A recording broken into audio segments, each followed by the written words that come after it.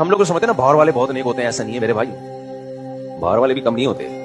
گورے کی جو کرپشن ہے نا وہ بڑے خاندانی طریقے سے ہوتی ہے، وہ چھچوری طریقے سے نہیں ہوتی، اس لیے وہ کرتا بھی ہے بدنام بھی نہیں ہوتا. ہم لوگ چپل چور ہیں پکڑے جاتے ہیں، وہ چپل چوری نہیں کرتے، وہ کیا کرتے ہیں افریقہ میں اور غریب ملکوں میں سونے کی کانوں پہ قبضہ کرتے ہیں، پھر وہاں کرپٹ حکمرانوں کو بٹھاتے ہیں، الیکشن میں دھاندلیاں کروا کے کرپٹ لوگوں کو بٹھا کے پھر ان کرپٹ لوگوں کا سے ان کا بھتا ہوتا ہے کہ جتنا گولڈ ہے ہم نکالیں گے اور تجھے اتنا پیسہ ملے گا.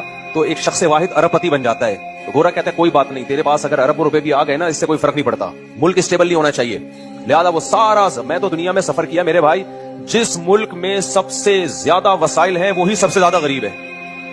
آپ افریقہ میں جاؤ جہاں سے سونا نکل رہا ہے نا، ہیرے نکل رہے ہیں، ان جگہوں پہ کھانے کو روٹی نہیں ہے لوگوں کے پاس، پتے ابال ابال کے کھا رہے ہیں. یہ حال ان کا کس نے کیا ہے؟ یہ انہی قوموں نے کیا جن کو ہم دن رات سلوٹ کرتے ہیں. کہتے ہیں یار یہ ہوتی ہیں ترقی یافتہ قومیں، یہ ہوتے ہیں خاندانی لوگ. او بھائی صاحب، دیر آر 2 types of چورز. چور کی کتنی قسمیں ہیں؟ ایک ہوتا ہے مہذب چور، وائٹ کالر والا چور.